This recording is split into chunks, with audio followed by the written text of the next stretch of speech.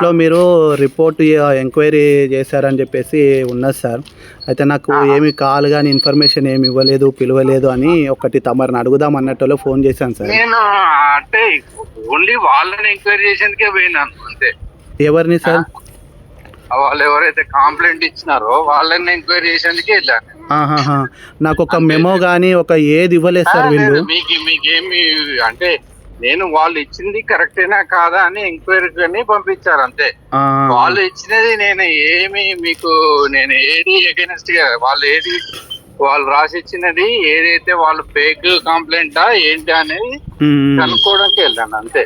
Sir suspension పెద్దగా ఏముండేలేండి, రెవెన్యూలో ఎప్పుడు regular గా అయితేనే ఉంటారు, బట్ వస్తూనే ఉంటారు. కానీ నేను చేయని దానికి లేదు సార్, ఏదో బాగా ప్రెషరైజ్ చేస్తున్నాడు. అదే చేయని దానికోసం ఇప్పుడు అది చేస్తే ఇప్పుడు చాలా రోజులైంది నేను అసలు చేయలేదు. యాక్చువల్ గా చేయకపోతే మళ్ళీ నాకు ప్రెషర్ వచ్చేసింది.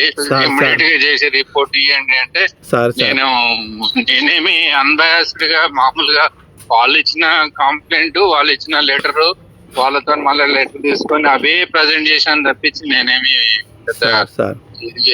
చేయలేదు సార్. మరి సస్పెన్షన్ ఇచ్చి మళ్ళీ తర్వాత డీటెయిల్ ఎంక్వైరీ పెడతారు, అది ఏముండదు. అవును సార్, అంతవరకైనా నా జీతం ఆగిపోయి నేను ఎంత ప్రతి ఒక్కరి చోట ఇప్పుడు ఎంత అవమానం సార్ నాకు. సార్ వాళ్ళకి ఎట్లుందో నాకు తెలియదు కానీ వాళ్ళు గొర్రెలల్లో ఆన్లైన్లో సంపాదించుకున్న వాళ్ళు ఉన్నారు సార్, నాకు తెలుసు. ఒక మళ్ళీ పెట్టాడు ఏదో, నేను లీవ్ లో ఉన్నాను యాక్చువల్ గా సార్. మొన్న మళ్ళీ ఏదో పోస్టింగ్ పెట్టాడు, యాక్షన్ తీసుకోండి అనేదో పెట్టినట్టు. అది మళ్ళీ ఏదో ఒకటి పెట్టారంట కదా, ఏదో ఒక అమ్మ ఎవరో వాళ్ళ మీద పోస్ట్ పెట్టింది, అక్క పెట్టింది అని చెప్పి అది పెట్టారు కదా. అక్కనా ఏదో పెట్టారు కదా, ఒక ఆమె వాళ్ళ మీద ఇచ్చేస్తూ పెట్టింది, అది రీపోస్ట్ చేశారు కదా. అది మీరు ఏదో సార్ ఒక ఆమె ఎవరో వాళ్ళ మీద కడిగి పారేసింది అని చెప్పి ఒకటి పెట్టారు కదా. పెట్టిన దాన్ని నాకు మళ్ళీ మాకు పెట్టిండట. నేను లీవ్ లో ఉన్నాను. అవును సార్, వాళ్ళు ఎక్కడెక్కడో పోయి పెట్టుకున్నారు. అది ఉంటే పోలీస్ స్టేషన్ లో పెట్టుకోవాలి, ఏదన్నా ఉంటది. ఎఫ్ఐఆర్ ఏదో మెసేజ్ పెట్టాడు దాని మీద, ఇట్లా మా ఫాదర్ సస్పెండ్ అయ్యేలా ఉన్నాడు అని చెప్పి మరి నాకు సార్కి అందరికి పెట్టినట్టు. దాని మీద ఆ ప్రెజర్స్ కూడా ఎవరో వేరే వాళ్ళ నుంచి ప్రెజర్స్ వస్తున్నాయి సార్, ఆయన తొందరలో చేసి ఇవ్వండి అని చెప్పి నాకు మెసేజ్ ఉండే. అవును సార్, వాడు చేసిన పాపానికి నేను వాడు డ్యూటీ చేసుకుంటూ పాస్టర్ని అంటూ అర్ధరాత్రులు ఇళ్లకి వెళ్ళి మీ భర్త చచ్చిపోయింది, ఇప్పుడు ఆయన దయ్యమై తిరుగుతుండు, 10,000 ఇస్తే వదలగొడతామంటున్నాడు. వాడు సమాజానికి చీడపురుగా ఒక పాస్టర్ అంటారా, వాడిని ఒక హెడ్ కానిస్టేబుల్ అంటారా? సమాజాన్ని దోచుకుంటూ ఒక హెడ్ కానిస్టేబుల్ 3 కోట్లు పెట్టి విల్లాలు కొనగలుగుతారా సార్? అమాయక ప్రజల్ని మోసం చేసే కదా. ఇంత పెద్ద ఉద్యోగం చేస్తున్న వాళ్ళు కూడా చేయలేకపోతున్నారు. మరి ఒక కానిస్టేబుల్ అంత ఎంత ప్రజల్ని మోసం చేస్తే అది మోసం కాదా? మీరు ఇవ్వకపోతే చచ్చిపోతారని చెప్పేసి అంటాడు, భయభ్రాంతులకు గురి చేస్తారు. పొంగులేటి శ్రీనివాసరెడ్డి సార్ దగ్గరికి వెళ్ళి అక్కడున్న ఎవరినో పట్టుకున్నారు, సార్కి కూడా ఈ ఇష్యూ తెలియదు.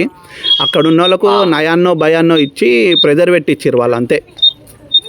చాలా ప్రెజర్స్ వచ్చినాయని అంతే, అదొక్కటే చేయాలని చెప్పి చూసిర్రు. నా పర్సనల్ సార్ ప్రతిదీ ఉంటే నన్ను మోసం చేసిర్రు, నా డబ్బులు నాకు ఇస్తారా సార్? వాళ్ళు నన్ను తిట్టిన బూతులు సార్ వాళ్ళు ఎన్ని తిట్టిరు తెలుసా? మరి నన్ను తిట్టిన మాటల గురించి అడగరా వాళ్ళు? నేను కూడా పక్కనే పెట్టినాను, పెడితే మళ్ళీ నాకు ఫోన్ చేసి అర్జెంటుగా ఇస్తారా సస్తారా అంటే అప్పుడప్పుడు పోయినానుగా. ఎవరు డైరెక్టర్ సార్ అన్నాడా? అదే కాదు సార్, మీకు కూడా తెలియదు చూడండి సార్. ఇప్పుడు కనీసం ఒక మెమో ఇవ్వాలి అని చెప్పేసి వాళ్ళు మీకు. ఇంకోటి అది నీకు అడ్వాంటేజ్ ఇప్పుడు సార్. ఇప్పుడు నీకు నేను ఎంక్వైరీ నేను చేయండి కూడా నీకు అడ్వాంటేజ్.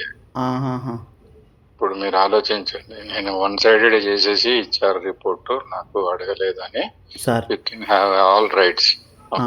సార్ నేనేమి అంటే నేను అప్లికేషన్ తో చేసిందే కానీ నేనేం విల్ఫుల్ గా చేసిందేం కాదు. ఓకే సార్, యాక్చువల్గా నేను అసలు వద్దు నాకెందుకండి, నాకు యాక్చువల్ గా బ్యాక్ పెయిన్ బాగా వస్తుండే, నేను లీవ్ పెట్టాను 15 రోజులు.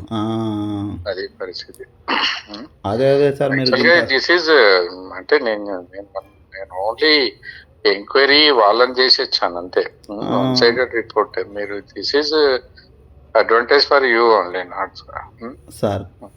యాక్చువల్ గా మరి ఇప్పుడు నెక్స్ట్ ప్రొసీజర్ విజిలెన్స్ వాళ్ళు చెప్పాల్సి ఉండే ఈ మూడు అన్నట్టు. సార్ మరి మీరు వాళ్ళని ఎంక్వైరీ చేసినప్పుడు మీరు ఒక మాట అడగలేదా సార్ వాళ్ళని? మళ్ళీ నేను ఈ కనకరాజుని కూడా పిలవాలన్నా సార్, వెళ్ళాలి కదా నేను పిలిపిస్తా అని అనలేదా? వీళ్ళనా? వీళ్ళకి ఏమి అడగలేదు నేను. ఓన్లీ ప్రిలిమినరీ ఎంక్వైరీ అని చెప్పి అది చేసేసి ఇచ్చేసినాను అంతే. వాళ్ళని అడగడం అనేది ఏముండ, నేను వాళ్ళని ఏం అడగలేదు. నా దగ్గర ఉన్న రిపోర్ట్ రాసి ఇచ్చేసినాను. వాళ్ళు ఇచ్చిన పేపరు అవి రాసి ఇచ్చేసినాను. అదే సార్. అయితే మామూలుగా ఎంక్వైరీ రిపోర్ట్ ఇవ్వాలి అని అంటే ఇద్దరిని బోత్ పార్టీస్ని పిలుస్తారని చెప్పేసి విన్నాను. అది detail inspection, detail enquiry. Detail enquiry లోపల ముందు చార్జెస్ ఉంటాయి. చార్జెస్ ఫ్రేమ్ చేసిన తర్వాత ఆ చార్జెస్ ని కమ్యూనికేట్ చేసుకుంటూ ఆ డేట్ మెన్షన్ చేసుకొని, ఇంకోటి ప్రజెంటింగ్ ఆఫీసర్ ఉంటాడు, దాని తర్వాత ఎంక్వైరీ ఆఫీసర్ ఉంటాడు, ఎంక్వైరీ డేట్